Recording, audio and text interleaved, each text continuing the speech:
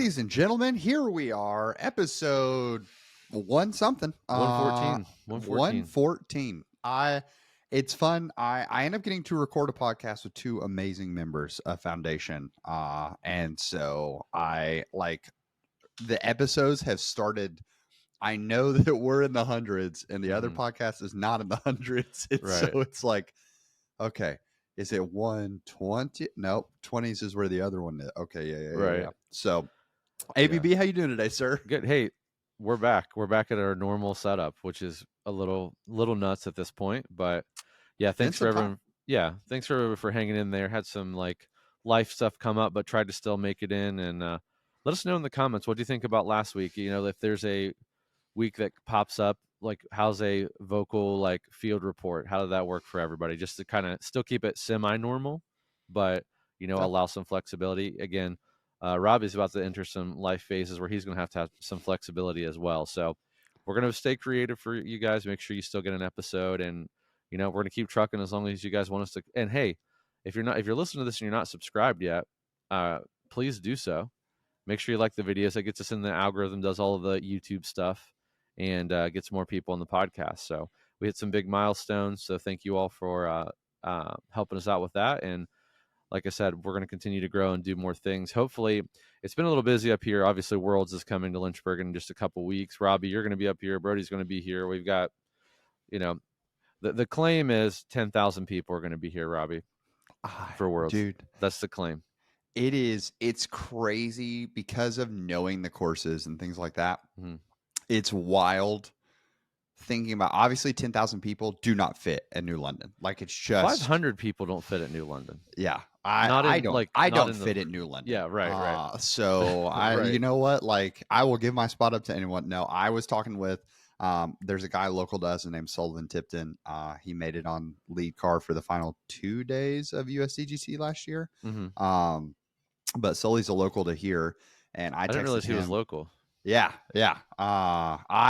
His disc golf name on Instagram used to be like Disc Golf Bama or something like that, because he's an Alabama fan. Mm-hmm. And then he got a little more professional, and now he's solely disc golf. But I remember like hanging out with Sully when my channel was really taking off and all that. And he actually has a video on my channel from way back in the day, which is super fun. Him and Gannon, I dropped their videos at the same time before Gannon. Gannon had come in 9th at a pro tour when that video dropped. Like that was his most accomplished thing. So hilarious. But I texted Sully and I was like, hey, you probably have a caddy already lined up for Worlds. Would you be interested? If you don't, you want to run it as the Bama boys? And he was like, dude, absolutely. Let's do it. I've never played either of these courses before. And I was like, dude, Sully, trust me. I have found every bad place you can be in at New London. Oh, yeah. So don't worry. Yeah. No, I'm excited. That'll be fun to see that. And, Foundation has a ton of collabs lined up. So that we're going to be doing that. We've got tons of Hyzer Club stuff. If you're not a Hyzer Club member, really consider joining that, because we have a ton of Hyzer Club exclusive events up here. We have like exclusive drops happening, and you have early access to those every day before the general public.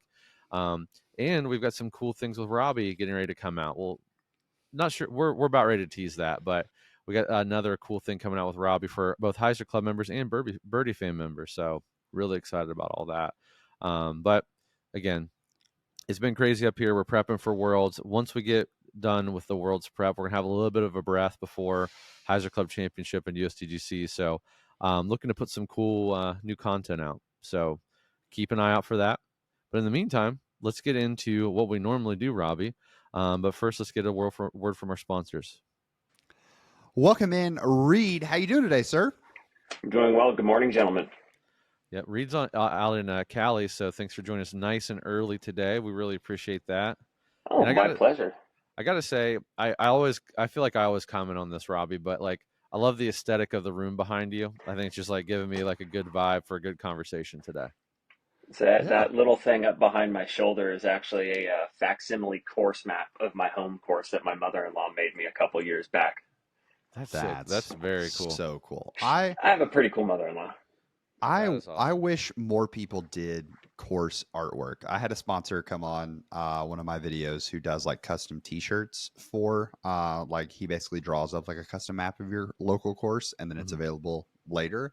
That is, it's just a market that feels so untapped in disc golf because you have the pride of, man, now people know Shady Oaks, like here we go, and you have this really cool art piece of artwork behind you guys can read that from there. That's even better. Yeah, it's really cool. Yeah.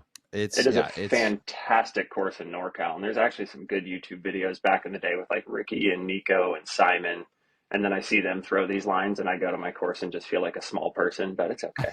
Yeah, we're talking before we brought you in. The first part of the intro is we were talking about Worlds in New London, and I'm caddying for a friend, and I'm gonna feel the exact same way because when I think about New London, tears start welling up in my eyes. And so it's just going to be wild watching the best players in the world all play that course because we've seen Paul play it and we know he's pretty incredible at it. He's all right. It's going to be insane watching, not just like, oh, well, Paul does it because he's Paul. It's going to be like, oh, maybe hole 6 is just easy. Maybe we're just trash. Like, I don't know. I don't think that's the case, but we will see. So Reed, we want our guests to get to know you, not just your beautiful aesthetic background, because as you mentioned, not like you were an audio listener, so a lot of people don't get to experience this joy, which is, I think, a fun part. I don't know about you, ABB, but I think it's a fun part of our podcast that people consume it so differently. Yep, I do too. Yeah, I think it's really fun, and again, I just comment on the aesthetics. Like, you don't get to see people, like, I don't know. This is very off subject, and this is not even about disc golf, but when you were, do you ever, one of my favorite things about new music or new bands that I find is, like, I like to just visualize what they look like or visualize, like, who they are. And, like, it's kind of like that with a podcast, too. Like, you're kind of like, oh, what do these people look like? Like, what's their deal? What's they're bringing in, what's their office look like if they're talking from their office or whatever. So I think that's a cool part about the YouTube side of this thing. And, yeah, I don't know why I said that, but I thought that was fun. It's always fun. I drive a lot for work, so I'm a huge podcast listener, and I feel like sometimes when I actually see the podcaster, it just explodes my mind. That's not what they look like. Right. Yeah. No, I definitely will be taking in more of the YouTube videos because I usually watch or just kind of follow along with Disc RPM, which is why I love this app. Yeah, it's a great app.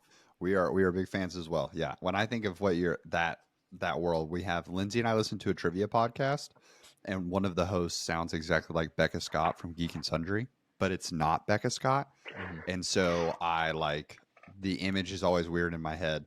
And then the other is, I want to know how many people in the world read Harry Potter now and they picture like the actors and actresses that we all know when they're reading the books. That's who they picture versus the opposite of everyone who was reading as the books came out and did not building their own image.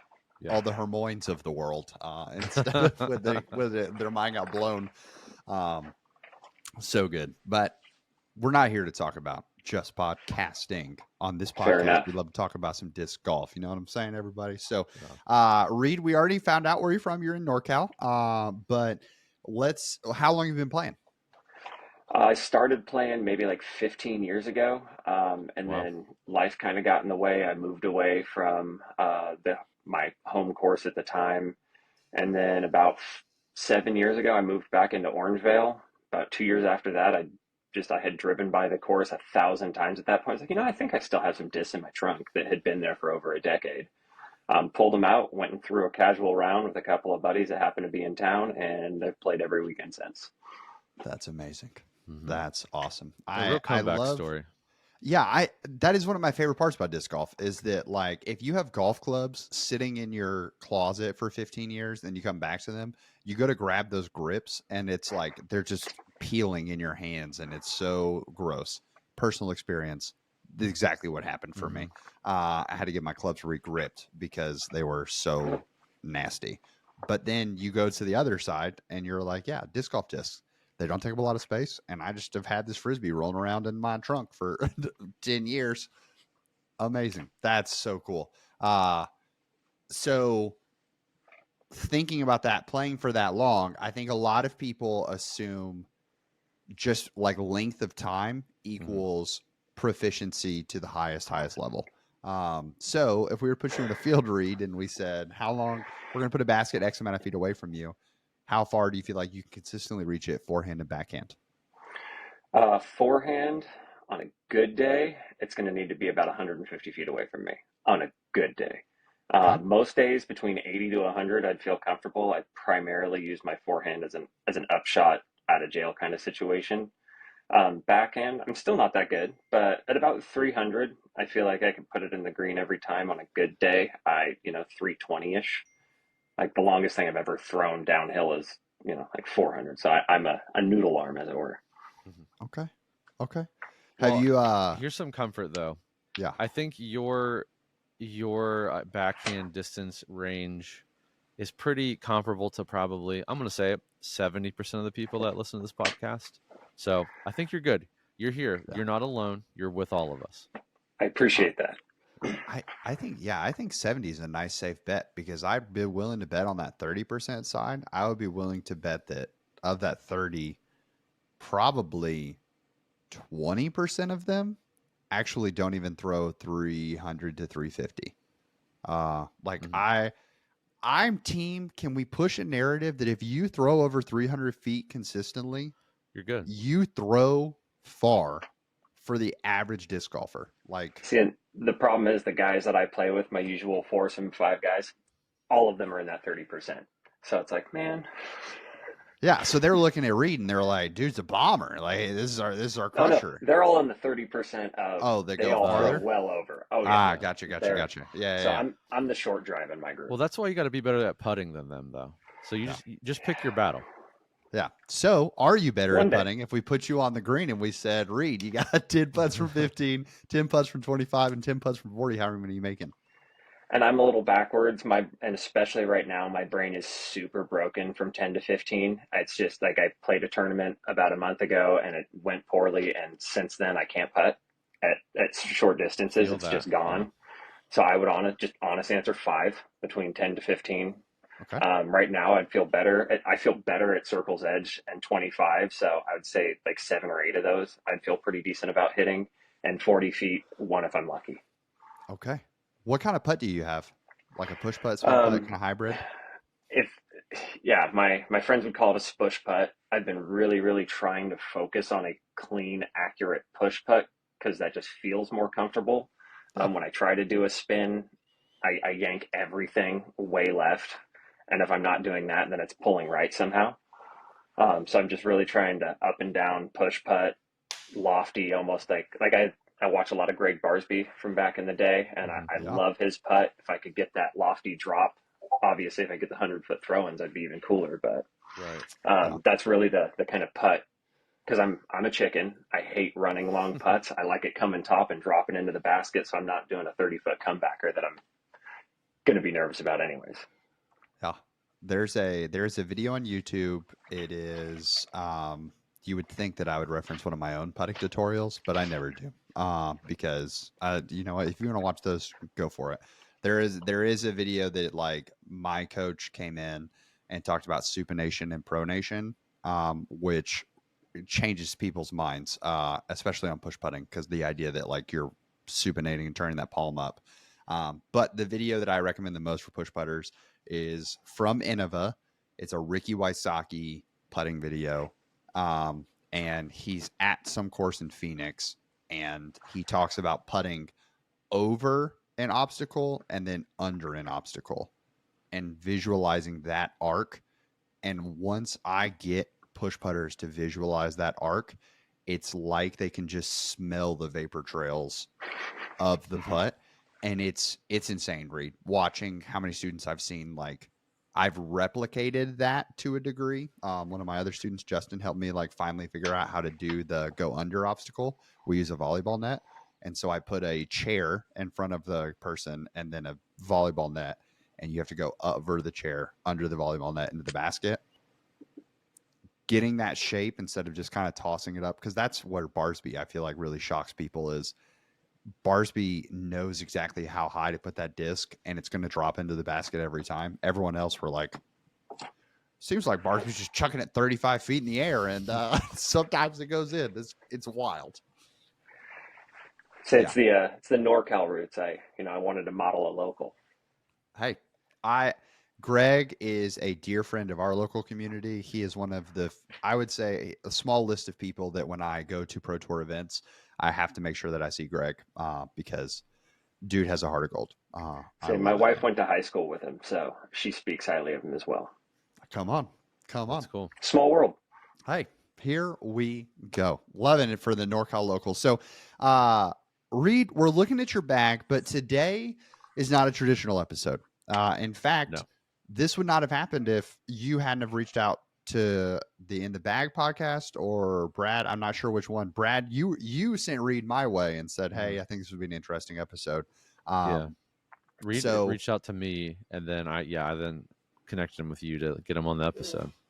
Yeah. So Reed, the preface was you're trying to use mold minimalization, but it might actually be holding back your game. Does that sound about right?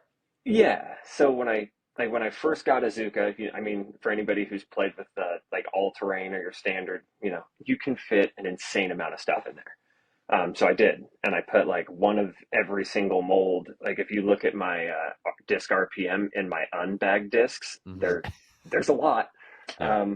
I've definitely tried a whole bunch of stuff, and I also take a page out of Robbie's book. I love to. When there's people coming over, I open the filing cabinet. It's like, take this, take this, take this. Let me know how you like it. Come back and we'll talk.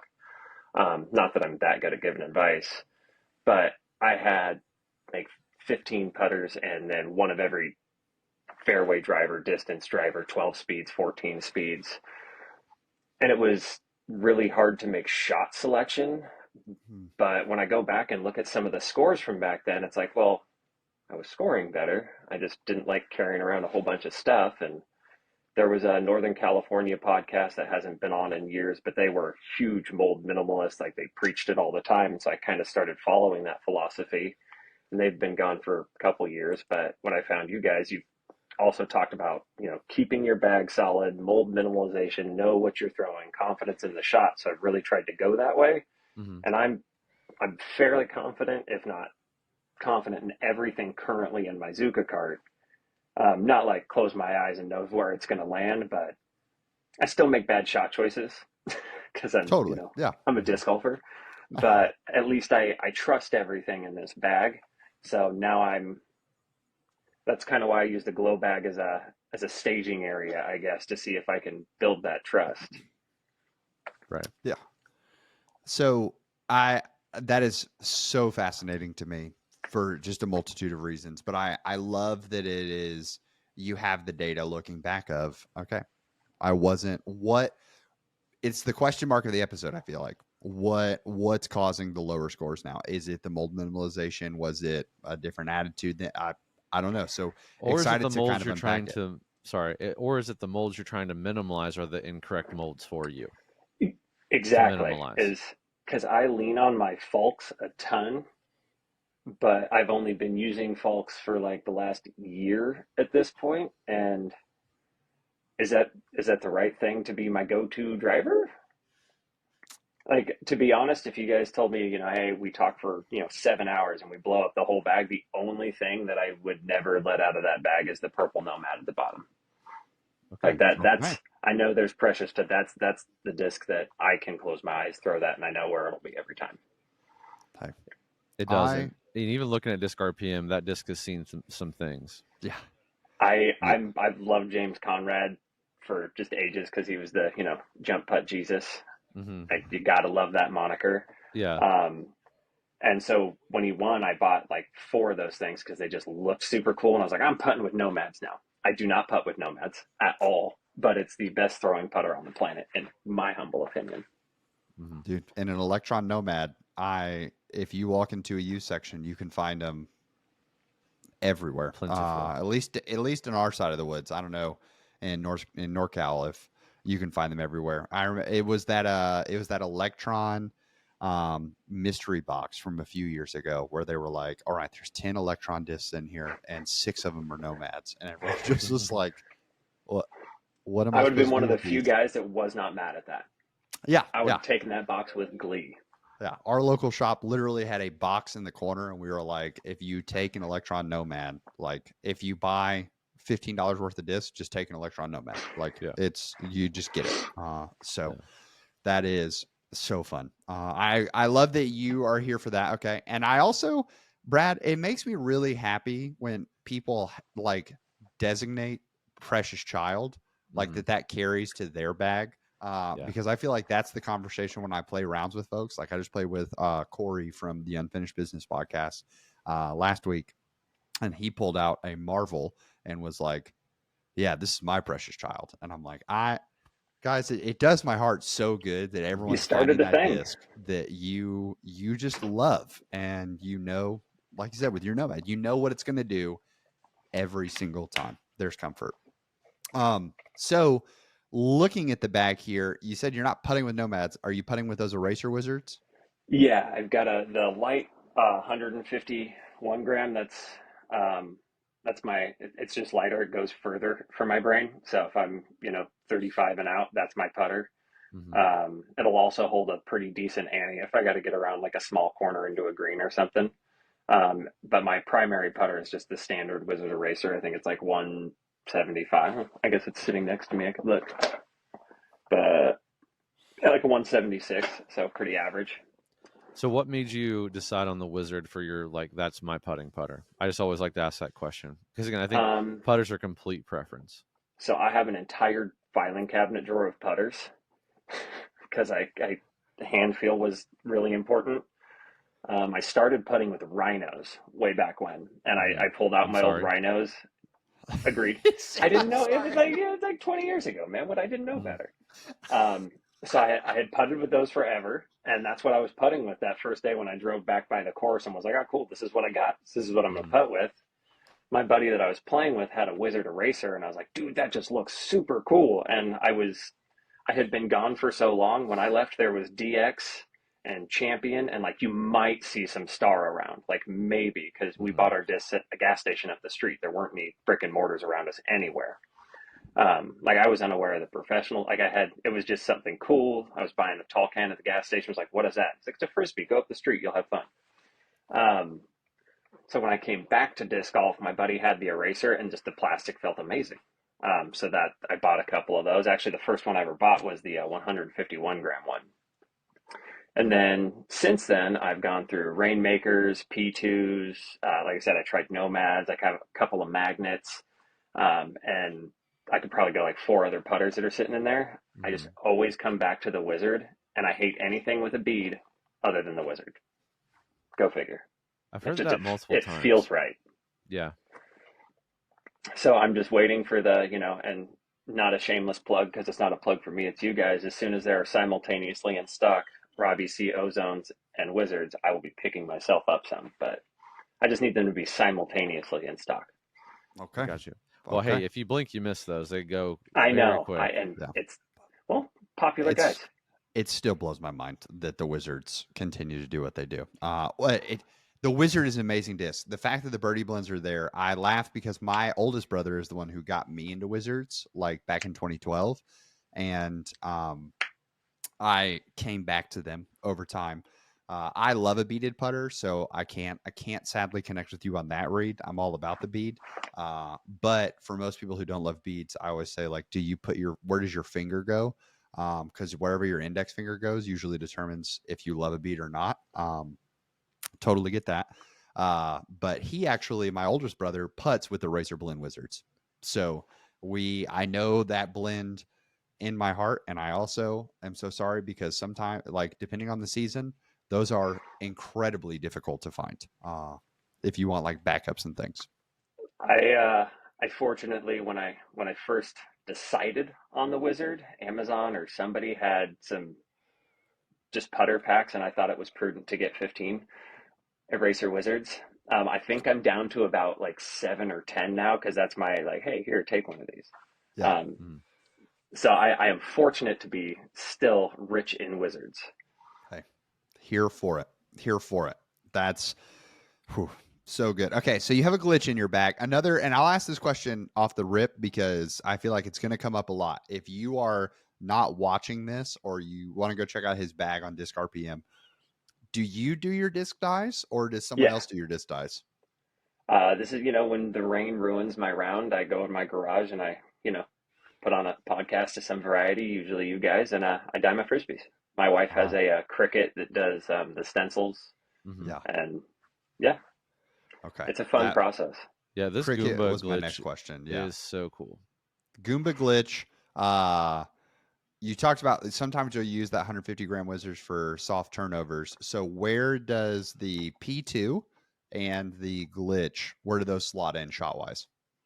So the glitch is in there almost as like not necessarily a joke, but I dyed a Mario one for everybody in my usual group, and there's a particular hole we all throw them on to try to get to the right spot.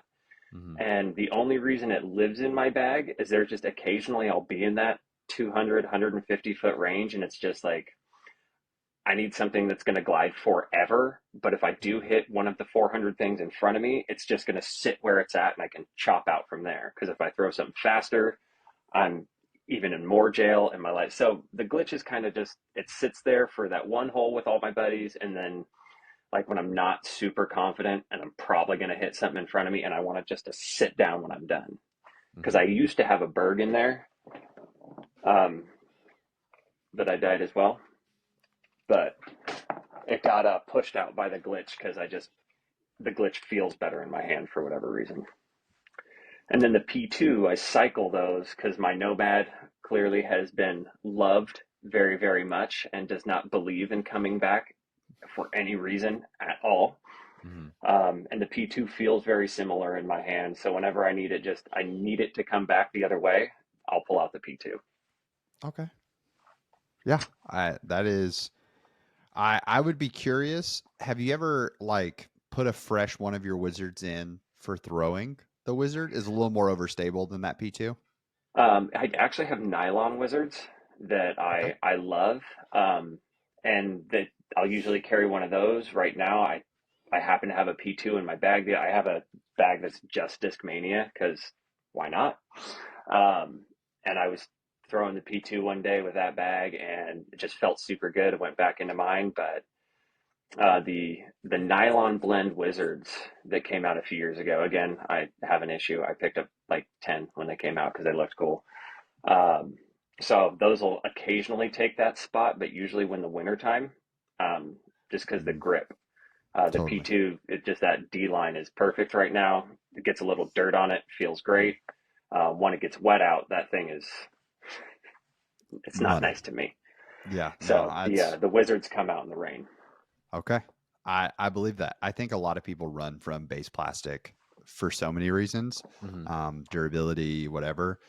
And there's like this ebb and flow of when you first get into disc golf, you're like, everything I bought, all my starter sets were base plastic. And then you get to premium and then you just abandon base plastic for a while. And then eventually you come back around to. I definitely did that. I like the grip. I like this. I had the opposite journey, to be honest with you. And maybe it's just the era in which I came in.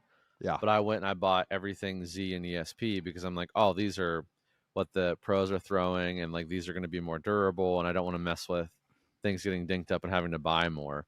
And then as I progressed, now I find myself like, ooh, Electron Envy, this one's really beat up in the used. I'm like, yep, that's mine. You know what I mean? Like I want, this Jawbreaker Zone is like it has like a huge bubble in it. That's the one I want. You know what I mean? Like I think I had the opposite journey. Now I like love base plastic, not necessarily in like a driver per se, but like mid-range putters, throwing like love it now than I used to. Like not like I would scoff at them.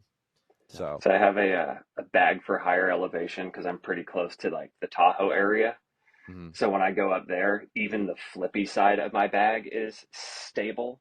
So I have a whole set of just DX that's what I take to Tahoe because that's at least it flies like I think the disc should fly in Tahoe. And they're all red because the snow makes it impossible to find. But if it's snowing and you lose a DX disc, you just keep on walking. Yep, so it's nice. That's fair. That's as someone who is not in a snowy area. Like people talk about snow in Birmingham, and suddenly, like you just mention it, and there's no milk and bread available at the grocery store because everyone's just bought it all. So when I played in snow for the first time, like I played at Foundation when my first trip to Foundation, first time I ever met Brad, was in snow, and that was something. And then when I went to Maple and there was 3 feet of snow on the ground, I was like, this is different. Yeah, it was wild to me. So I feel that. I feel the red deep in my soul. Speaking of zones, you have multiple zones in the back. So what do the zones do? And then the MD5 kind of working its way in. What's the MD5 trying to do that the zone doesn't? The MD5, I can just get further than the zones for some reason. I Okay. don't know if it's just the way that I feel it in my hand. But the ESP one is my oldest one. It's the first one I ever bought. And it's straight with a little bit of finish at the end. The Crystal Flex one, I showed up to a tournament and realized I had forgotten to pack a zone. Um, so I picked up that one and I've just really liked it. It's got a really consistent hard finish. Just it's a zone. It's the zone. It's what a zone should be. Yep. Where my ESP is, my zone. But think, that MD5's very similar, but just maybe, another 50, 60 feet out of it. I think just as a comment, as a zone thrower, like I always make sure I have a like you said, a zone that like does zone stuff, very overstable, and then I always carry one that's like a complement to it that I know is just straight before I get the zoniness of the zone. Seems like a pretty common themality for any like zone people. And Robbie, I mean, you have multiple pigs in your bag, but you also, I think, go by that logic, right? You want to make sure you have one that's like, oh, this pig is a pig. I know it's going to do its thing, and then you will like a straighter version of that before you get the pigginess of the pig. Yeah, I think next Thursday, it's either next Tuesday or Thursday. I can't remember which day is dropping, but I'm talking about one of my favorite ways to tournament prep is playing workshop rounds, so that you kind of try to find your floor for the tournament. Because I think a lot of people like go try to shoot best shots or whatever, and then they're like, "Oh, this is my ceiling," and you know that it's your ceiling, but you can't rationally accept that. So I struggled because I have a pig that flies like a pig, and I have straight pig, and then I have freshest child, and several holes the wind was ripping, and I was like, oh, let me throw like pig. Okay, cool. And then straight pig, I'm like, okay, if I put it on this much hyzer, it might actually be able to accomplish this. Yeah, no. I wish that I wish I could be like you guys and just have a premium plastic zone for a long time. It's nice, and you can always find one. Any shop is going to have a zone of at least 2 to 3 plastics on the shelf. Like I said, I forgot one and just was able to go grab one, and I was okay. And luckily, it was a cool one, so it worked out.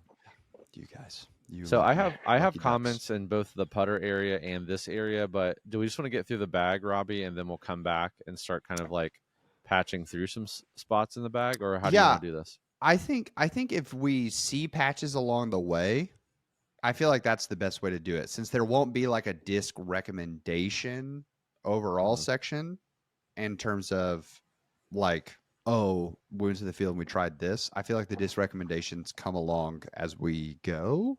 Okay. No, that's fine. Well, I want to, if we could, before we get into the actual mid ranges, let's just stay in this putt and approach area for a second. You kind of highlighted it, Robbie.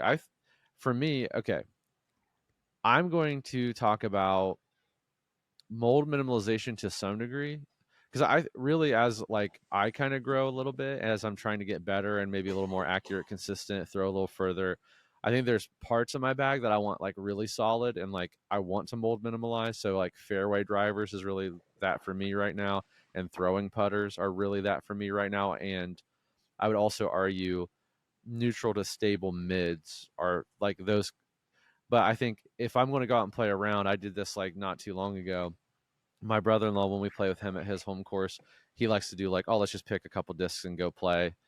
It's just more fun for him, I think. But I find I used to pick much different discs. Now I find myself doing like a throwing putter that I know what's going to happen, a neutral mid that I can manipulate, and a fairway that I know can handle some torque, but is pretty consistent. Whereas before I'd be like, oh, I need to like have this overstay beforehand disc, and I need to have this like I'll even leave my zone out sometimes, which is kind of crazy, but I think it's because I've like kind of solidified these specific spots to have like more consistency. So that being said, I think there's a blend of kind of having like mold minimalization and spots that really help your game to if you have goals you're trying to accomplish, or you know what I mean. But so like coming to your putters, obviously the Eraser Blend Wizard you love. It sounds like no matter what, rain, snow, whatever, shine, your Eraser Wizards are good. You feel good with that putter. Am I correct in that assumption?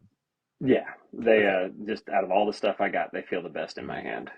So this Eraser Wizard that's 151 that you like throw from further away or farther away, correct? Because you said you feel like it just goes further mentally for you. Yeah. If you were just to throw? Because I know you said this P2. I'm not going to talk anything about your Nomad. That's your comfort disc. We're not going to talk about it at all. But this P2, you're saying like it will hold some ante, but it won't like roll on you, like it'll come back. Is that Yeah. what you're saying about that?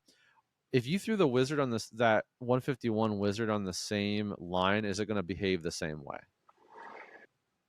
Maybe, but that's my putting putter, and it would make me sad. Right. Well, that's kind of my um, point. Kind of my point, so I should, because yeah, it sounds like you and like it's obviously fine, but it sounds like this P2, this spot that this P2 holds, is like a very in and out of your bag kind of slot. And I just yeah, wonder if like that confidence in that slot might do you a little better. Cause I mean, again, your Nomad holds a very specific task, which is that, it's, what it's going to do. That's great. Cause you need that disc, and substitute for these other putters at some point. But that's fine. My inner core is kind of like that. It's in there. I don't throw it a ton, but like if I need a very specific like amount of turn or like a very straight shot, I know like, okay, I have the confidence and I know exactly how hard to throw this to do that. That's why, and that sounds very similar to your Nomad. This P2 slot, though, I just wonder your eraser. I mean, you have like 4,000, I think you said, eraser wizards. So roughly. yeah, roughly, 4 to 5,000. So your normal putting wizard, great. This longer eraser that's 151, great. And then so I just wonder that P2 slot, what happens if another eraser wizard, and maybe you differ, like you have these orange ones, maybe it's pink or like blue or a different color, and that's your like wizard, like lighter wizard that you throw that kind of achieves that P2 flight. Um that will just kind of like give you that like hand feel familiarity that like gives you some comfort there. And I think like that's actually like and Robbie, maybe you disagree, but I think the slot that you're trying to have for that P2 slot is like a very hard slot to fill, personally, for me anyway. Like a putter that will hold ante, not roll, but will kind of come back. Like you're not scared of it, I guess. So there was even a pig there for a little while, just Mm-hmm. because, you know, it was spoken so highly of here. I figured I'd give it a try, and it's just that is like you did hit it on the head. That is a fluid spot in my bag, month to month for sure. Do you have Yeah. another lightweight eraser wizard? I don't have any that are as light as that one, but I've got a couple that are down to like I think the 160s. Yeah, and that's probably fine. What do you think, Robbie? Do you think that's like maybe an area you would touch on, or leave it alone? Yeah, I definitely would focus on it for sure. Like that's what I'm just kind of looking at options. I think it definitely has that strength. It's always I feel that in my soul of that fluidity spot, and I think Brad, you nailed it. That's a really tough spot to hit. Like I have a disc in that slot right now, not because I want to throw it on Annie. For me, it's kind of I want a similar feeling because I feel like any disc that can be thrown on Annie, but is still going to come back a little bit, is another disc that I can throw on a slight hyzer, and it's going to stand up Mm-hmm. and still finish at the end. We're looking for that like similar stability type deal. And because I season pigs, it actually makes it even harder for me, I feel like, to find. So I feel that mold mineralization fight of I might just lean into a pig there, because if straight pig can do that, then why would I do anything else? So I definitely see that being a spot that could work. Honestly, I feel like if you want to go crazy, rather than going a wizard, if you love your zones, what about a jawbreaker zone that is just like crazy, Destroyed. like seasoned, and you just start working that in? Because I feel like it would get to that slot that you could throw it on and it's going to finish, and it's never going to change, because at the end of the day, it will always be a zone. Have you thrown or like I have trialed those? some jawbreaker stuff. I have never picked up a jawbreaker zone, probably just mainly because it hasn't been on the shelf in my local shop. And I like to buy most of my stuff locally. Of course, I Totally. also have frequented Foundation's website for some hard to find stuff. But our local shop, they've got two of them in the greater area, and they're real good dudes. They run a great community, so any opportunity to support those guys is more I'm at. Yeah, For sure. no, we could not agree more. Please Yeah, support local shops. I know that's in your guys' wheelhouse. So Yeah, we are. Yeah, but yeah, no, it the makes me so sad jawbreaker to see zone. one's closing. Oh, yeah, that's heartbreaking. Luckily, ours is still hopefully expanding. So, Great. but the Jawbreaker Zone has definitely been on my radar for a long time, because it's not a super wooded area, but we have a fair amount of trees to deal with. So, I mean, if you could hit a fairway laser straight, Northern California is easy. I can't. There's trees, and I got to get out of them sometimes. So having those little baby flex lines and stuff are just super crucial. Yeah. The thing is, when there are in the bag jawbreaker zones online, just saying, but what you will have to do to this jawbreaker zone, especially a new one, is you're just going to have to take it outside, hit it on every tree that you can find, and then run it over a few times with your car, and then do that again, and then I think you'll be Okay. where you need to be. Yeah. So I've got a buddy with a cannon for an arm. I'll just put him in front of a wall ball court and say, "Go for it. I'll be here in 20 minutes." Perfect.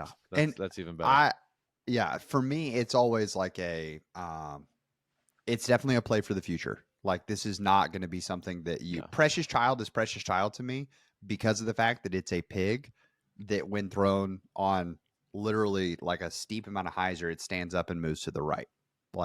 But it's a pig. So I'm not ever worried that it's going to burn over, but it didn't get there in a week. It was literally the second pig that I ever bagged. The first, its twin, is in a lake. That's the only reason it even got.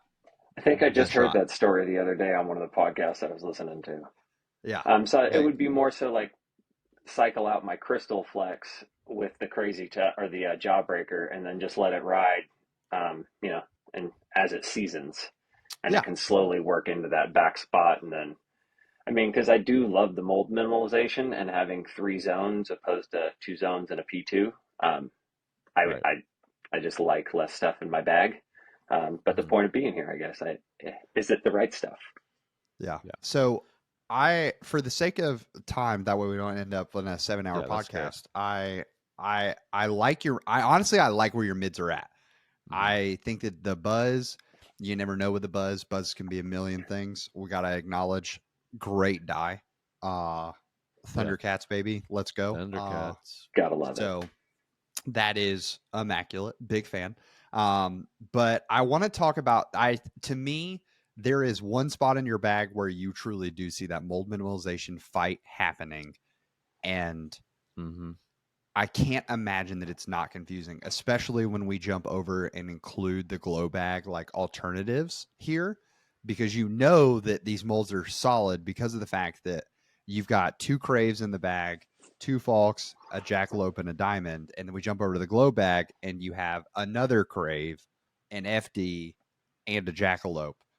So if I were to say, Reed, life depends on it here, you need to throw a 260, 280 foot shot, we'll say, or maybe do we say in fairways you're like 300, like right in that 300 range? Yeah. And then the drivers are what pushes it over to that 330, 350. So we'll say a 300-foot shot. I'm trying to get to like a Crave, FD, Jack, all those shots, right? Mm-hmm. You've got to throw that shot. Life depends on it. You're going to blank. I'm probably going to throw that soft folk. Okay. Just that soft one seems to be the straightest of all my higher, 6-speed and up. Okay. It goes straight, very little finish, but I have to hit it hard and flat, and it's great. If I don't hit it hard and flat, it does, just floats off to the wrong direction. Okay, wrong direction being it. It'll overturn right? quick. Yeah, it'll get flippy fast. Okay, that's good. Okay, perfect. I asked that question for listeners as well to focus on, because if you are struggling with shot selection, if you can find the disc that answers that question, everything else in the bag should complement that. Mm-hmm. Like it all bounces around. Part of why my fairways felt in such chaos for a long time is because I have an eagle that fills that slot. Like bang, here we go. And then everything adjusts around it. So knowing that's our line, start filling in the gaps for us on, okay, so that Falk does that, but the K1 Falk is probably going to do something different. The Lutz is going to do something a little different. Say the standard K1 line, if I need, I feel like if I need a little bit more distance, I can put a little turn on that one and get just a little bit more out of the flight. My lots is just like it's a very, very similar line, very similar hand feel. It's just got way more finish to it. Mm-hmm. So if I do need to get around a corner or I want a hard flex, that's what the lots is in there for. And then my power disc, for some reason, the new PD just is not a power disc for me. And it breaks my heart because I love the old PD. So I picked up 3 or 4 of the Innova power discs and I sit on those. Mm-hmm. But even there, that's for very specific, like hard flex lines, because I don't throw very far. So the stability of the PD is just great for when I got to go hard right and finish hard left. Mm-hmm. Have you tried yamming on that power disc with a forehand? I know you're saying like 100 and 150 feet is probably top forehand distance. Occasionally I'll get something out on a good angle and I'll get a really cool flight out of it, like, man, that's awesome. And then I'll have another 175 forehand throws in between that were horrible. And then, I'll have another good one on occasion. But it does have the ability for that flight you're describing, but I very rarely can get that out of the disc. Totally fair. So totally fair. I personally, Robbie, I don't mind the Falk Lutz power disc combo. I think that all kind of makes sense to me. Yeah. I think where it gets confusing is even your flippy Bowser Crave, which by the way that die is sick on it. That Bowser Crave and Diamond Jackalope, like, are you really, if you're being really honest, are you pulling any of those discs out very often? So the Bowser Crave is my roller disc. That thing just with a very, very minimal amount of effort just flips and rolls. It's great. I learned that painfully over a couple of rounds and then just started leaning into it. I took it out for a while, and then now that it is a known quantity, I almost died. The guy from Star Wars, I just lost the name. It's a trap. Yeah. Yeah. But because I feel like that disc was, which is wrong. I feel like that disc was a trap for me for so long because I loved it. It used to be straight, and then it got that hard turn to it, and I just until I acknowledged it, it was horrible. The Fission Crave, I feel is pretty straight, but I don't have to work as hard as I do with my red stamped Folk. Okay. And then the Diamond and Jackalope. The Jackalope I looked for Sublime Jackalopes for so long, and so they finally came out. I grabbed one and put it in, and that's probably the least thrown disc in my bag. But I looked for it for so long, I don't want to take it out yet. Yeah. And then the Diamond is it it's great for sky annies. And there's just a couple of shots on a couple of the courses I play that are just, I love watching the line of a sky annie, just pumping it way out there, and that drift back in is just one of my favorite things to watch. And the diamond does it so well. Um, I used to have a flippy wraith when I was still throwing things beyond 10 speed, that would do something very similar. That if I didn't have the diamond, I'd probably put my flippy wraith back in the bag. Yeah. Sorry, Robert, go ahead.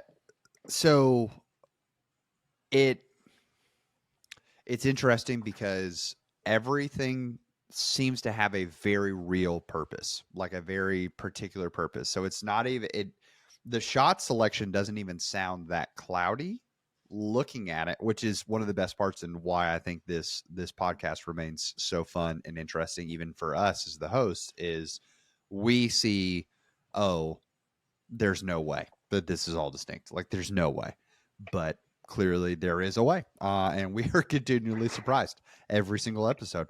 But I look at that and I just wonder personally, and maybe this is where you're going to go, Brad, like talking about Sky Annie with the diamond. All right. Does the red stamp Falk, if you try to throw it on a similar line, how does it hold up in comparison? When I'm thinking about the straight Crave, which feels like an easier way to get distance than the Falks. Okay, the Jackalope, it sounds like it already knows. It's on the cutting block. It's just hanging on for but it looks so value cool. purposes. But I have a thought about that. It does look cool. I'm with you. That stamp. If I were to get an animal, I would say if I get an animal tattooed on me, that would be it. But it's not. I have 3 animals tattooed on me already, and none of them are jackalopes. So I'm a liar. But yeah, so I like that Lumen Crave. First off, Severance, great show. Second off, I love it. It sounds like a distance control thing, which I'm here for. How much further does the Crave go than, like, let's say your Buzz or your MD1? I'd say at least a good 50 to 60, if not 100 feet, depending on, what I'm putting into it. Yeah. My mid-range game is fair to midland, and I don't throw them a ton, but they all have their very specific role, for when they're needed. Yeah. Yeah. So the Craves, I like both of them. I'm here for that. Another, you talk about it's your roller disc, it flips up super easy. How does it compare to what this diamond? The diamond, to me, that middle ground between the 6.5 to the 9s, that feels like the quickest thing I would cut. But Brad, I want to hear your thoughts. What were your question marks? Okay, a couple questions before I give my actual thought. The Crave, the Lumen Crave, how does it fly? Okay, let's talk about distance wise. Distance wise between that Crave and your K1 Soft Falk, how are they close in distance? That's my first question.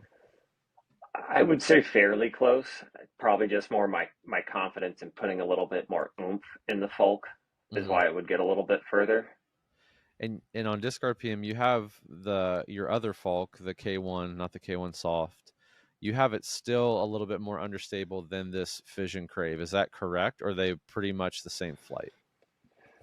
They're probably fairly similar. I think maybe that my Fission Crave, the blue one, is probably a little bit closer to the -1 than the 0.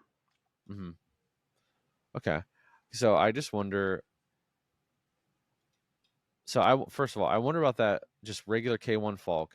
I like that they're mold minimalized and you have 2 of them, but would you say you're like the way you spoke about it? I didn't feel like that other Falk you're like super confident in, or maybe I just read you wrong. I just don't tend to use it as much, and I think it's probably a confidence thing. I got it because I wanted the similar flight with just more finish, and I don't find the need for the shot as much, I guess, at my usual home course. Okay. Yeah, so I just wonder, although I like both Falks there, but mold minimalization is only as good as the confidence you have in it, I suppose. So like that Falk, I'd almost kick it out, let your Crave do that work, because I I think Crave's like just such a good disc in general. Let that kind of fill that spot. You can throw it just as far. You're confident with it. And it kind of has that. And I don't think it has a flight that really messes with the loots, correct? Like the loots is still more overstable for you than the Crave. Yeah, definitely. So that really kind of clears like a runway for your Crave to fill like that very neutral distance slot. You have your Falk on the other side that you can still yam on, but like you can get your furthest distance. Your Lutz is on the other side, and then your power disc is over there. I think the Jackalope. Have you tried forehanding the Jackalope? I don't think I have yet, to be honest. I think that's a cheat code for you, personally. Okay. Because the Jackalope's a unique disc in the sense that it is flippy, but it still has like a touch of stability at the very end that I think when you throw forehand, are you more like a Hyzer forehand, or do you like chop at it on Annie? I'm Annie both sides of my my form. Okay.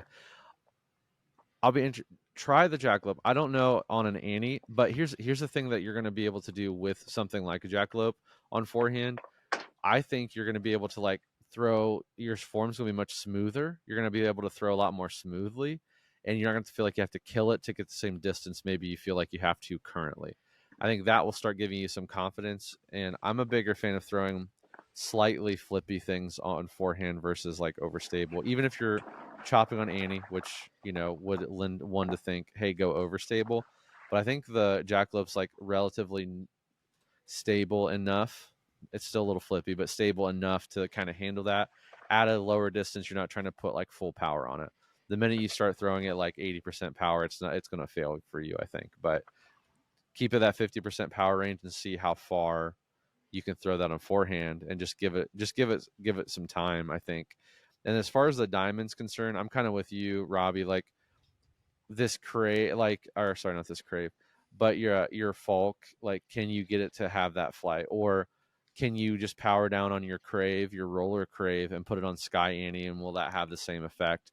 I think the diamond is great. I love that particular flight from the diamond as well. Just so you know, I one kind of comes in and out of my bag there, but I think if it's only really holding that one like use for you, is it really worth having in your bag? And just for me, and this is a me personal thing, but if I have like a utility type disc like that, it's only for like one type of shot, I'll convince myself I can throw other stuff. Well, if I adjust this, then I can probably throw it this way. And then I end up making a bad choice, and then I'm like scrambling from the woods, or I'm in a pond. Absolutely done that with that yeah. disc on more than one occasion. Right. So I just wonder, yes, that flight's beautiful. Well, if you love it, just go out and throw it in a field and just like, oh, that's pretty. But like, if you're trying to like keep up with your buddies and do your thing, then I think work on leaving it out. Maybe try to find one of your other discs that you like and can trust that fill that slot. And I think that's probably what I do. And then, yeah, your Jackalope's probably on its way out, but give it a try on forehand and see how it does for you. I mean, I think you'll like it. Again, warning, don't throw it super hard. Work on being smooth with it. Couldn't agree more. That's awesome. Couldn't agree more. I love the direction. It's fun to sit back and know I've been sitting with Brad for 114 episodes, and that like if there is a man who has like had to have my philosophies like just beaten into his head because they're in between his ears every single week. Maybe that's like a little narcissistic. I don't know. No, I like to think that it's I'd like to think that it's somewhat helpful, but yeah, I'm here for all of it. I agree on I love a disc that serves a specific purpose, but I love that disc that serves. I love to have maybe 2 of those in the bag. Mm-hmm. Everything else, it's let me find a disc that has a little more use, because it just builds a better relationship with your disc overall. Like when I gave you that ultimatum read and I said, hey, you got to find that shot and you're going to the Red Falk. Okay, here we go. I mean, is there a world that you're telling yourself, I would like to be less comfortable with that disc? Probably not. Probably not. Yeah. So if you find a way that you're able to work it more and open up more shot opportunities, that's a great feeling. Another reason of like, what if you have a round where you grab your putting wizard, a new jawbreaker zone, and that Red Falk, and you're like, this is all I have to play with. I got to make everything work. And suddenly you start to see oh, I can actually do way more with this Falk than I gave credit for. Oh, this zone is going to be able to fill these slots. Okay, cool. Like, there's just some really cool testing opportunities in the future. But I don't think that mold minimalization is necessarily your enemy. No, to be fair, after talking through where we're at with you guys, I feel a lot better with where my bag's at, and I'm probably considering a couple of things that need to change, like just cycling in a wizard for that P2, because I love my wizards. I'm not going to fight putting one of the nylons back in there for a few rounds and see how it rolls, because those are amazing and they feel wonderful. And that diamond, I mean, Admiral Akbar, that's who was the character from Star Wars, by the way, that just came in. But that's who should be dyed onto the diamond, because other than that one Skyani, I do exactly what you said. It's like, well, if I just tweak it a little bit, so having, some outside perspective and a little honesty, yeah, that could probably come out of my bag real quick. But I'm super excited to go try to forehand this jackalope, and well, I'll try a few times before I give up on it, at least. But yeah, just give it a few times. Because if I could unlock a forehand, that would help my game so much. And I'm connecting a dot here that I didn't click through, so I don't know if Brad did either. But let's not forget, you have the Sublime, you have that Nocturnal Jackalope also chilling in the glow bag. So if the Sublime doesn't work as well and you find that it's a little too finicky for you, test out the Sublime or the Nocturnal. Yeah, and that 100% should be more stable, right? With the Nocturnal.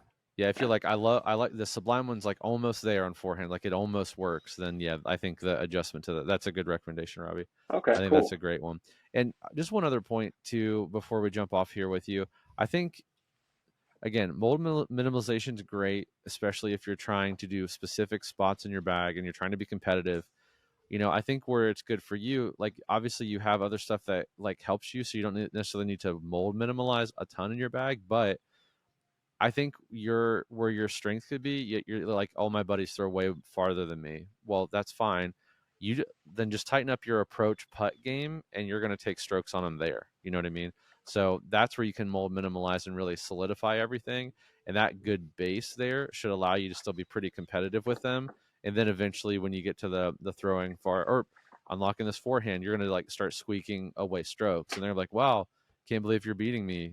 You throw like 100 feet shorter than me," and you're like, well, I putt and approach way better than you. So I think that's a good strategy as well. I just got to spend more time in my backyard with that practice basket. Yeah, it's scary. The for days all that of the days that it sits there unused are sad, but yeah, I don't know if do you have any animals? Yeah, I've got a boatload of them locked outside the room right now. Okay. A couple of dogs, a couple of cats, a lizard, all sorts of stuff in there. Yeah. That is my favorite.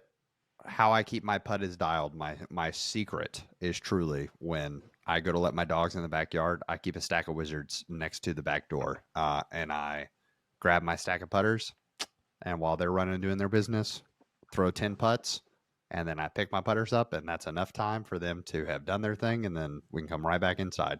Mm-hmm. And so it's just those little breaks throughout the day.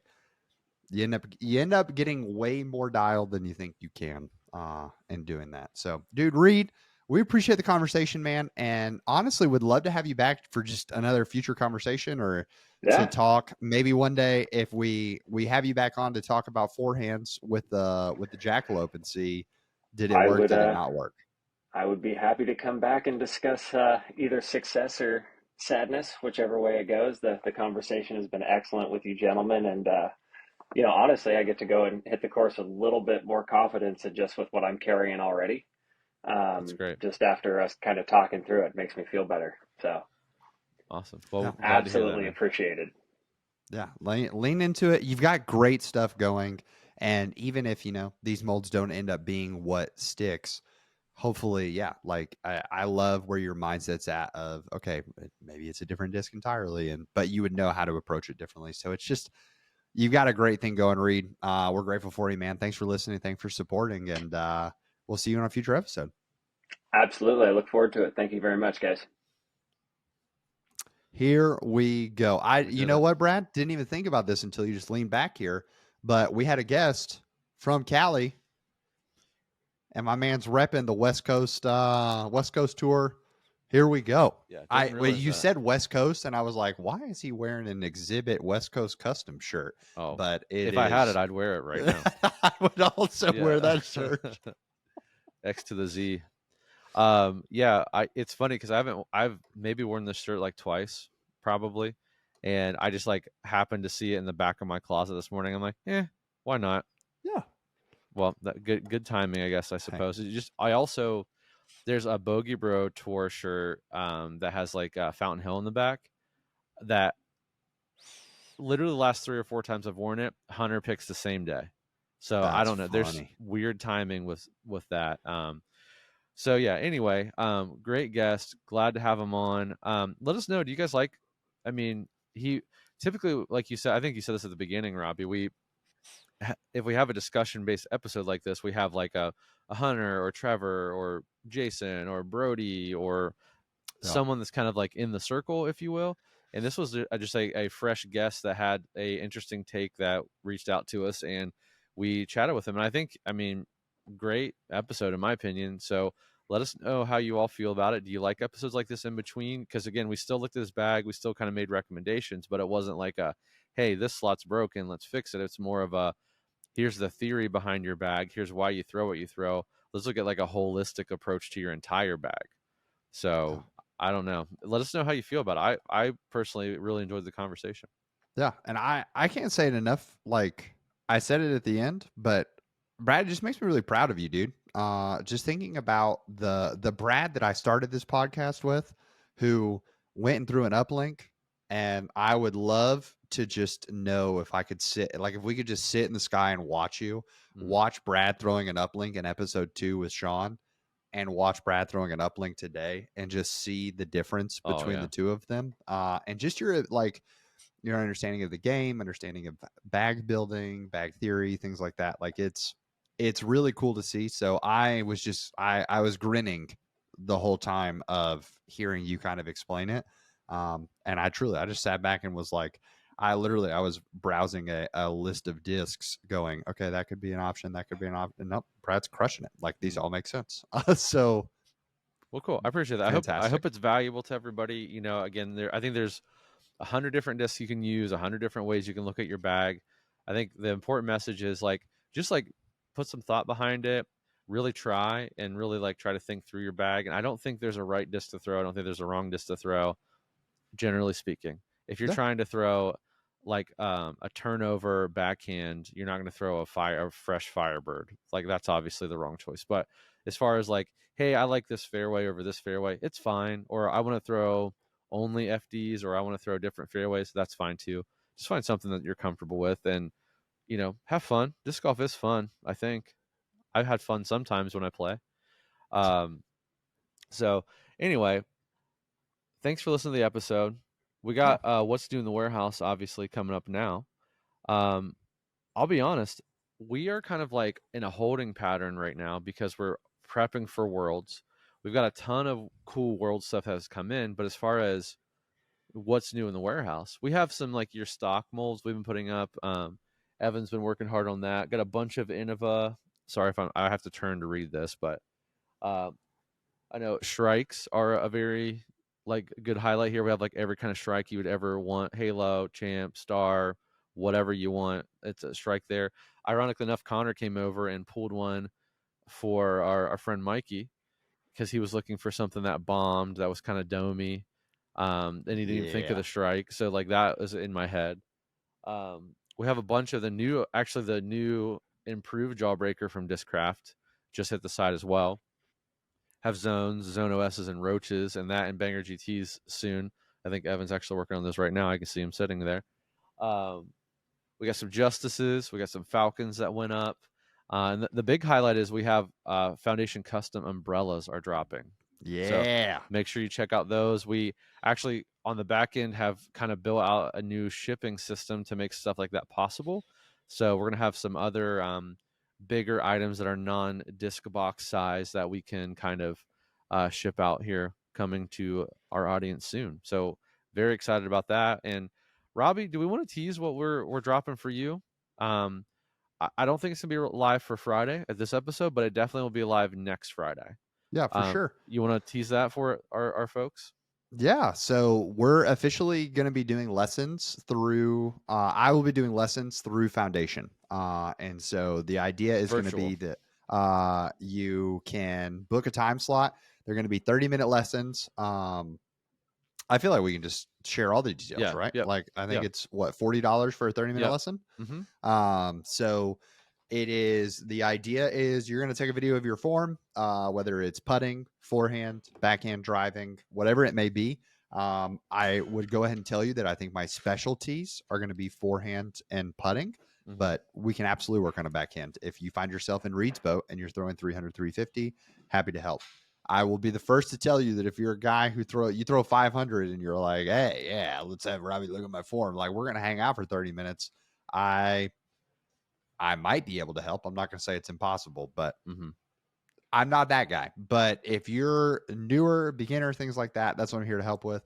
And I stand by putting. I can work with anyone on putting. I don't care if you're Evelina Salonen or you're Reed. You're struggling in the 15-foot range. So I'm really excited for this opportunity. Really excited to get to know some of you through lessons. We'll have a little virtual lesson. You'll submit, like I said, the video and all that coming into it. But also excited because I've been part of Foundation for a year and a half now. And when I came on, the idea was that like Hunter and Trevor don't have a passion for coaching to at least do it on this level. And so if I came in and helped, could we grow like a coaching or teaching side of Foundation?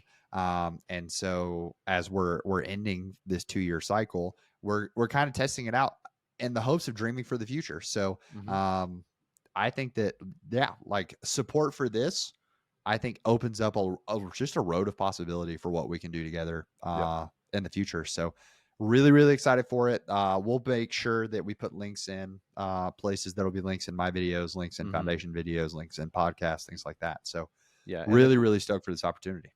The cool part of that is going to be it's going to live natively on our like foundationdisc.com site. So only if you're a Hyzer Club member or a Birdie Fan member. So make sure you're a member of both or one of those, so you have access to those stores. That's where it's going to live first in this test phase.